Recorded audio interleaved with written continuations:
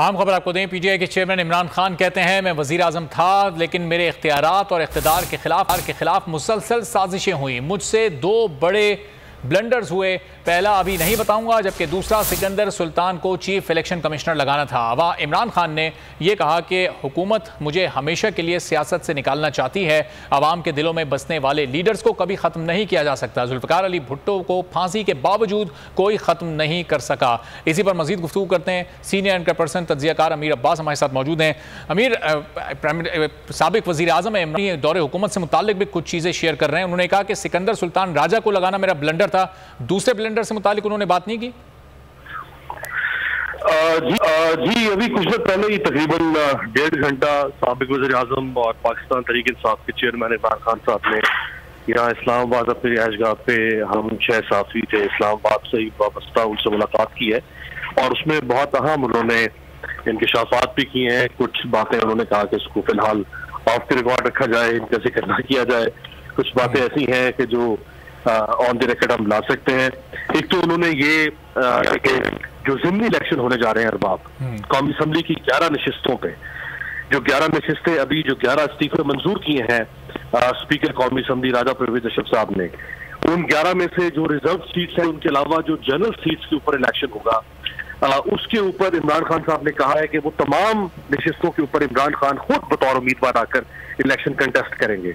अच्छा। ये बड़ा अहम स्ट्रेटेजी है जिसका उन्होंने ये इजहार किया है। तहरीक इंसाफ किस तरह से मुकाबला करेगी हुकूमत की स्ट्रेटेजी का, क्योंकि हुकूमत चाहती है कि इमरान खान साहब के कौमी असम्बली के जो की नशिस्तें उनको खाली करवाया जाए, लेकिन इमरान खान साहब ने कहा है कि वो अब खुद उन नशिस्तों पर कंटेस्ट करेंगे। यानी 11 में से अगर 3 रिजर्व सीट्स हैं और बाकी 8 जनरल सीट्स हैं, तो 8 की 8 नशिस्तों के ऊपर इमरान खान खुद बतौर उम्मीदवार करेंगे।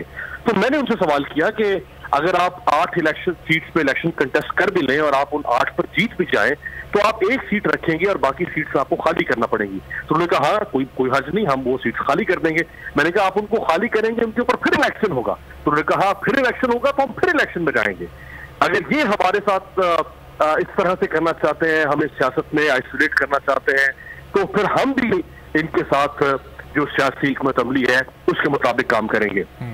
फिर उन्होंने जो इलेक्शन कमीशन का फैसला आया उसके हवाले से भी बताया कि ये फैसला जो है वो आरिफ नकवी जिन्होंने इनको फंडिंग की, उन्होंने कहा ये आरिफ नकवी वो शख्सियत है जिन्होंने प्रिंस चार्ल्स को भी लाखों डॉलर्स की फंडिंग की थी, उनकी चैरिटी को भी, और ये पाकिस्तानी है। हमें उनके कारोबार या उनके बाकी मामलात का ना इल्म था ना उससे गर्ज थी। बहुत सारे लोगों ने हमें फंड्स दिए तहरीक इंसाफ को। कोई और ऐसी सियासी जमात नहीं है जिसको अवाम फंड करते हो। अगर आप अवाम की फंडिंग छीन लेंगे लोगों से, यानी लोग अगर फंड नहीं कर पाएंगे पॉलिटिकल पार्टीज को, तो फिर पॉलिटिकल पार्टीज को कौन फंड करेंगे? फिर पॉलिटिकल पार्टीज को फंडिंग होगी माफिया की जानिब से। तो क्या आप ये चाहते हैं कि पॉलिटिकल पार्टीज जो है वो माफिया के हाथों चली जाए? फंड नहीं करेंगे तो फिर मिडिल क्लास जो पॉलिटिकल पार्टीज है वो कैसे खड़ी होगी, कैसे बनेंगी, कैसे सर्वाइव करेंगी? इसके अलावा उन्होंने अपने दौरे हुकूमत के बारे में भी बहुत खुल के बात की, लेकिन बहुत सारी बातें ऐसी हैं कि जिसका उनकी तरफ से है कि अभी उनको ऑफ द रिकॉर्ड ही रख सकते हैं, उनका इजहार नहीं कर सकते कि उनकी हुकूमत के जमाने में कौन कौन सी साजिशें हुई, वो साजिशें कौन कर रहा था, किस किस मौके पर उनको दबाव में लाने की कोशिश की गई, कौन कौन सी आजमाइश उनके रास्ते में खड़ी की गई।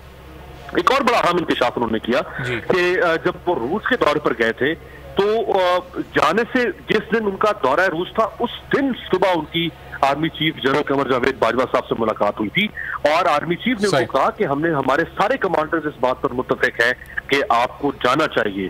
तो मैं तो उनको एतमाद में लेकर गया था। ये कैसे कहा जा सकता है कि मैं अपनी मर्जी से? सही।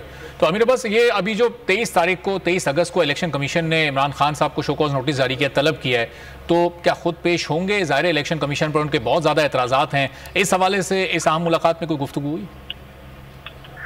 नहीं, उनकी पेशी के हवाले से तो कोई मुलाकात में गुफ्तगू नहीं हुई है। कोई सवाल इस सिलसिले में तो नहीं हुआ, लेकिन उन्होंने ये जरूर कहा है कि हम कानूनी जंग जो है उसको हम लड़ेंगे और हम उसका हक रखते हैं।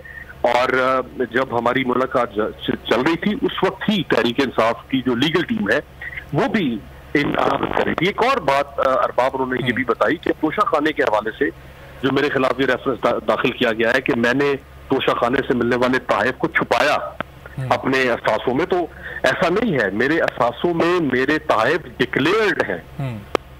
ये एक बड़ी स्टेटमेंट है और एक बड़ी वाज़ेह स्टेटमेंट है, जिसपे हमें भी ताज्जुब हो रहा था कि अगर वो डिक्लेयर्ड है तो किस तरह फिर हुकूमत उनके खिलाफ जा सकती है प्रेफरेंस लेके, अगर एक चीज बिल्कुल वाज़ेह तौर पर मौजूद है। तो ये एक ऐसा कॉन्ट्रडिक्टरी किस्म का उनका एक स्टेटमेंट है जिसके ऊपर अभी रद्द-ए-अमल देना पड़ेगा कि उन्होंने वो कौन से असासे ऐसे देखे हैं इमरान खान के, या डिक्लेरेशन देखी है इलेक्शन कमीशन के अंदर जो ऐसे डिक्लेरेशन होती है जिसमें तोशाखाने से मिलने वाले तहफ़ इमरान खान साहब ने जाहिर नहीं किए थे। ठीक है, चलें, बहुत बहुत शुक्रिया। अमीर अब्बास, बोल न्यूज़ के सीनियर एंकर पर्सन, तज्ज़ियाकार, गुफ्तगू कर रहे थे।